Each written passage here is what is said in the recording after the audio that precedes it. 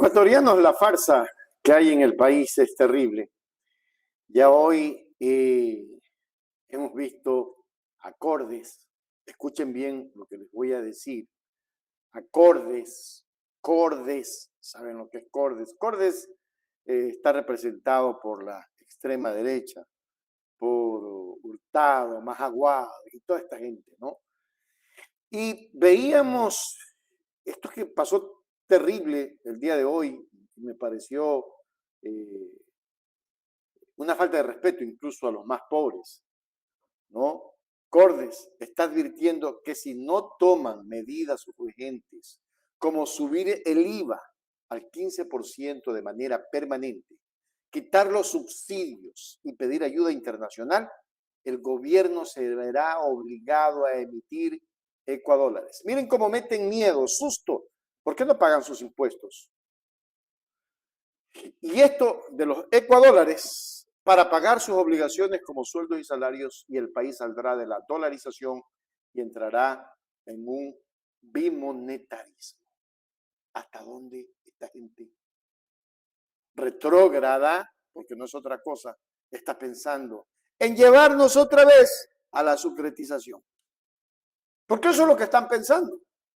El expresidente Osvaldo Hurtado, un hombre del que yo no quiero hablar, fue asesor y consejero personal de Guillermo Lasso.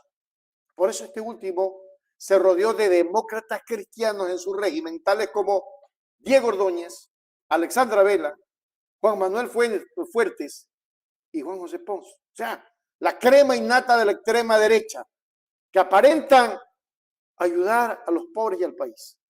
Por lo visto, Hurtado, y esto lo estoy tomando precisamente del doctor Mauro Andino, no tiene un ápice de remordimiento por haber sido partícipe de un gobierno nefasto, al punto que se sigue animando a formular recomendaciones al nuevo gobierno.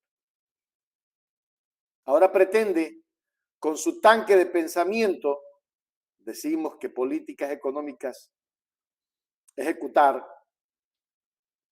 y llevar al pueblo a la pobreza. Recordemos que tanto Osvaldo Hurtado, presidente de la República, como Abelardo Pachano, gerente del Banco Central, lideraron la sucretización. Por Dios, no perdamos la memoria. Ellos lideraron la sucretización de la deuda privada en la década de los 80. Con esa medida, el Estado, es decir, toda la sociedad, se hizo cargo de la deuda externa privada frente a los acreedores internacionales. Convirtió con el Banco Central las obligaciones y deudas en dólares de los poderosos grupos económicos privados en obligaciones en sucres bajo condiciones excepcionales y privilegiadas impuestas en gran medida por el Fondo Monetario Internacional y el Banco Mundial. Así las deudas externas privadas pasaron a engrosar la deuda pública externa y las pagó todo el pueblo ecuatoriano. Y nos duele porque hoy quieren hacerle lo mismo al Ecuador. No jodan al país, no sean desgraciados. Por Dios, ya basta pues, ecuatorianos, esto es indignante. Farsantes que dicen que están solucionando los problemas del Ecuador, lo están ahondando para sus miserables conveniencias.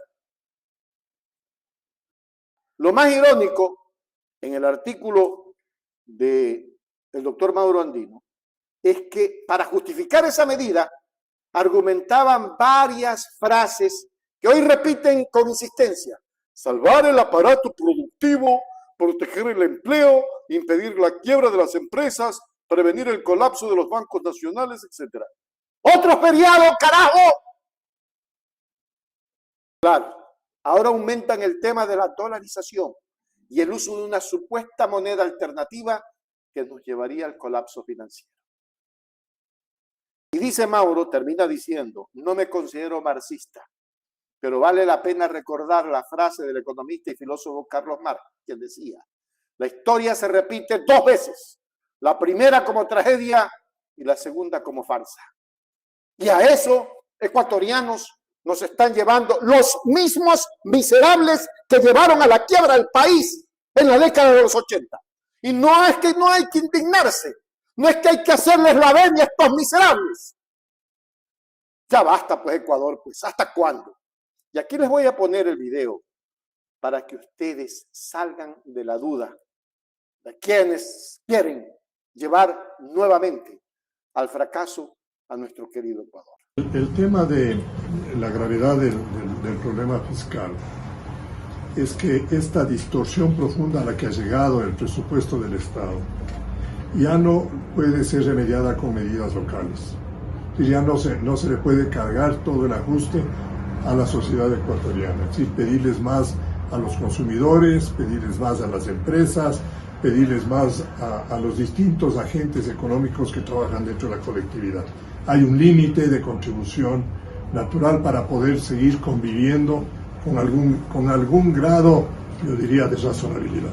Por lo tanto, el complemento en un proceso de transición y de modificación de la estructura del Estado, el complemento básico es hacer un esfuerzo nacional lo suficientemente bien calculado, bien direccionado, para que los organismos multilaterales nos complementen la ayuda y de esa manera podamos salir de la situación grave por la que estamos. ¿En dónde se concentra el problema?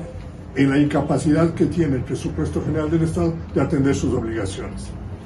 Si nosotros no damos paso a la posibilidad de que tengamos convenios internacionales de la profundidad que tuvimos en el año 2020, precisamente con la pandemia, que fue otro año singularmente importante en términos de manejo de recursos fiscales. Pero si no damos paso a convenios internacionales lo suficientemente fuertes, el Estado ecuatoriano, en un momento de desesperación y cuando no tenga ya recursos reales a los cuales pueda acudir, ¿qué es lo que va a hacer? Va a tratar de sacar algún tipo de instrumento financiero, una suerte de cuasi moneda, con la cual buscaría cumplir sus obligaciones.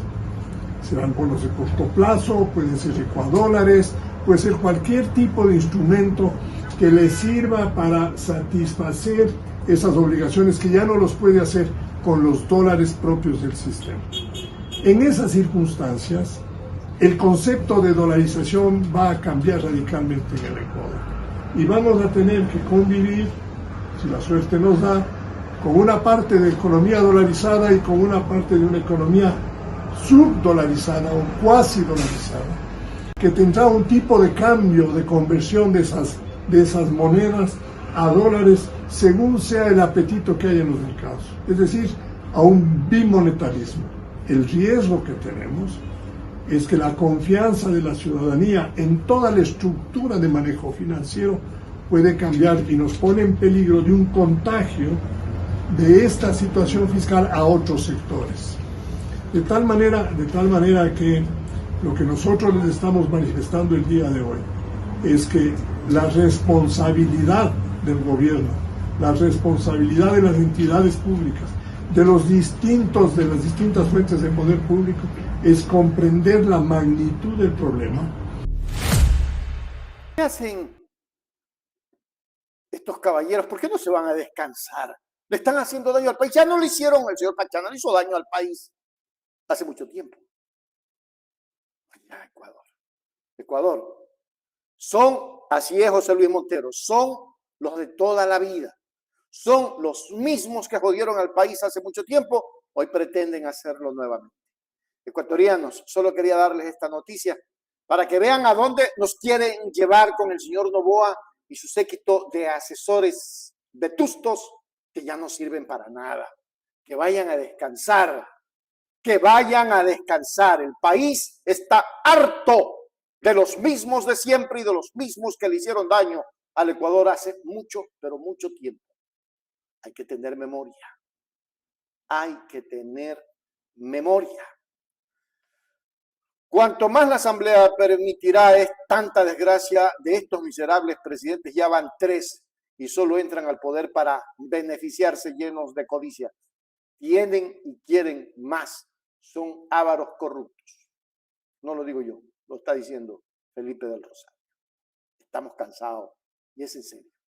Estamos cansados de lo que pasa en el país, de lo que va a seguir pasando y de lo que nos quieren seguir haciendo. Nos quieren nuevamente desdolarizar, meternos la moneda que a ellos les conviene para hacerse cada vez más ricos. ¿Qué les pasa? Hay que respetar a los ciudadanos. Ahí se las dejo. Compártanla, por favor, porque es importante compartir esta información que les acabo de entregar, que es de última hora. Compártanla. Es urgente compartir.